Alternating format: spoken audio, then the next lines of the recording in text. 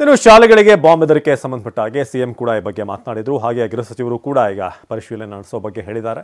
ಜೊತೆಗೆ ಇದರ ಬಗ್ಗೆ ಒಂದು ಕಾನೂನು ತರ್ತೀವಿ. ಸೊ ಯಾರು ಇಂಥ ಬೆದರಿಕೆಯನ್ನು ಹುಟ್ಟಿಸ್ತಾರೋ ಅಥವಾ ಮೇಲನ್ನು ಹಾಕ್ತಾರೋ ಸೊ ಅಂಥವ್ರ ವಿರುದ್ಧ ಸುಳ್ಳು ಸುದ್ದಿಯನ್ನು ಹಬ್ಸೋರ ವಿರುದ್ಧ ಕ್ರಮ ಕೈಗೊಳ್ಳಲಾಗುತ್ತೆ ಅಂತ. ಜೊತೆಗೆ ಮೊದಲಿಗೆ ಇದು ನಿಜವಾದಂಥ ಏನಾದರೂ ಸೀರಿಯಸ್ ಆದಂಥ ಬಾಂಬ್ ಥ್ರೆಟ್ಟೋ ಅಥವಾ ಹುಸಿ ಬಾಂಬ್ ಬೆದರಿಕೆನೋ ಅದ್ರ ಬಗ್ಗೆ ಪರಿಶೀಲನೆ ನಡೆಸ್ತೀವಿ ಅಂತ ಹೇಳಿದ್ದಾರೆ. ಸೊ ಶಾಲೆಗಳಿಗೆ ಬಾಂಬ್ ಬೆದರಿಕೆ ಸದ್ಯಕ್ಕೆ 40 ಶಾಲೆ, ಅದು ಕೂಡ ದೆಹಲಿಯಲ್ಲೂ ಕೂಡ ಆಗಿದೆ. ಸೇಮ್ ಇದೇ ರೀತಿಯಾಗಿ ಸುಮಾರು 10 ಶಾಲೆಗೆ ಬಾಂಬ್ ಬೆದರಿಕೆ ಕರೆ ಮಾಡಲಾಗಿದೆ. ಇಲ್ಲಿ ಮೇಲ್ ಮೂಲಕ ಬೆದರಿಕೆ ಸಂದೇಶವನ್ನು ಕಳಿಸಿದ್ದಾರೆ. ಸೊ RR ನಗರ, ಕೆಂಗೇರಿ ಸೇರಿ ಹಲವು ಶಾಲೆಗಳಿಗೆ ಬೆದರಿಕೆ ಬಂದಿರೋದು. ಸೋಫಿಯಾ ಶಾಲೆ ಅಲ್ಲಿ ಮಕ್ಕಳನ್ನು ಕರ್ಕೊಂಡು ಹೋಗೋಕೆ ಒಂದು ಕಡೆ ಬಂದಿದ್ದಾರೆ ಪೋಷಕರನ್ನು ಕೂಡ TV9 ಅಲ್ಲಿ ಮಾತನಾಡಿಸ್ತು.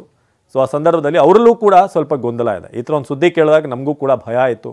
ಶುಕ್ರವಾರ ಸೊ ಇವತ್ತು ಮಕ್ಕಳನ್ನ ಕರ್ಕೊಂಡು ಹೋಗಬೇಕು ಅಂತ ಸ್ವಲ್ಪ ಬೇಗನೆ ಬಂದಿದ್ದೀವಿ ಅಂತ ಹೇಳಿದ್ದಾರೆ. ಒಂದಷ್ಟು ಕಡೆ 12 ಗಂಟೆಗೆ ಮುಗಿಯೋದ್ರಿಂದ ಈಗ ಮಕ್ಕಳನ್ನ ಕೂಡ ಅಲ್ಲಿ ಕರ್ಕೊಂಡು ಹೋಗುವಂಥದ್ದು ಆಗ್ತಾ ಇದೆ. ಸೊ ಚಾಲುಕ್ಯ ಸರ್ಕಲ್ನ ಶಾಲೆ, ಇನ್ನೊಂದು ಕಡೆ ಸೆಂಟ್ ಜರ್ಮೈನ್ ಶಾಲೆ ಏನಿದೆ ಅಲ್ಲೂ ಕೂಡ ಪೊಲೀಸರು ಆಗಮಿಸಿದ್ದಾರೆ. ಈ ಮೇಲ್ ಬಂದಂಥ ಬೆನ್ನಲ್ಲೇ ಈಗ ಭಾರತೀಯ ನಗರದಲ್ಲಿ ಪೊಲೀಸರಲ್ಲಿ ಬಂದಿರುವಂಥ ದೃಶ್ಯವನ್ನು ನೋಡ್ತಾ ಇದ್ದೀರಾ. ಶಾಂತಮೂರ್ತಿ ಈಗ ನಮ್ಮ ಪ್ರತಿನಿಧಿ ಜಾಯ್ನ್ ಆಗಿದ್ದಾರೆ ಬಿಷಪ್ ಕಾಟನ್ ಶಾಲೆಯಿಂದ. ಶಾಂತಮೂರ್ತಿ, ಈಗ ಬೆಂಗಳೂರಿನಾದ್ಯಂತ ಸುಮಾರು 40 ಶಾಲೆಗಳಿಗೆ ಬಂದಿರುವಂತಹ ಬೆದರಿಕೆ. ಸೊ ಇಲ್ಲಿ ಏನು ಥ್ರೆಟ್ ಬಂದಿದೆ, ಜೊತೆಗೆ ಪೊಲೀಸರು ಅಲ್ಲಿಗೆ ಬಂದಿದ್ದಾರಾ ಸ್ಪಾಟಿಗೆ? ಸದ್ಯದ ಅಪ್ಡೇಟ್ ಏನಿದೆ ಅಂತ ಅಲ್ಲಿಂದ?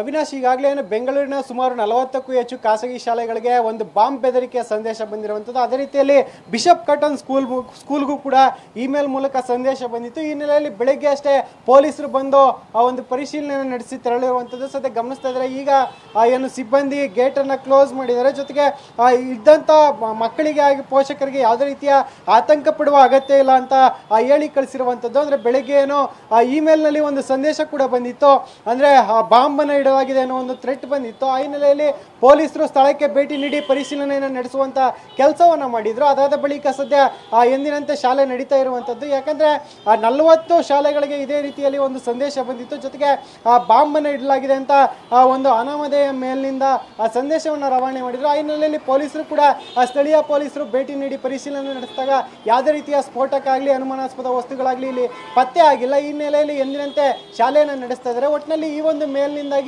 ಒಂದು ರೀತಿಯಲ್ಲಿ ಭಯದ ವಾತಾವರಣ ನಿರ್ಮಾಣ ಆಗಿತ್ತು. ಈಗ ಯಥಾಸ್ಥಿತಿಗೆ ಶಾಲೆ ಮರಳಿರುವಂಥದ್ದು. ಜೊತೆಗೆ ಗೇಟ್ ನಲ್ಲಿ ಇದ್ದಂತಹ ಪೋಷಕರೇನಿದ್ರು, ವಿದ್ಯಾರ್ಥಿಗಳೇನಿದ್ರು ಅವರೆಲ್ಲರಿಗೂ ಕೂಡ ಸಮಾಧಾನವನ್ನು ಹೇಳುವ ಮೂಲಕ ಶಾಲೆಯಲ್ಲಿ ಎಂದಿನಂತೆ ತರಗತಿಗಳನ್ನ ನಡೆಸಲಾಗ್ತಾ ಇದೆ. ಸದ್ಯ ಗಮನಿಸ್ತಾ ಇದ್ದೀರಾ, ಬೆಳಗ್ಗೆ ಏನು ಸ್ಥಳೀಯ ಪೊಲೀಸರಿಗೆ ಒಂದು ಮೇಲ್ ಬಂದಿರೋ ಬಗ್ಗೆ ಶಾಲೆಯ ಆಡಳಿತ ಮಂಡಳಿ ಒಂದು ಮಾಹಿತಿಯನ್ನು ಕೊಟ್ಟಿದ್ರು.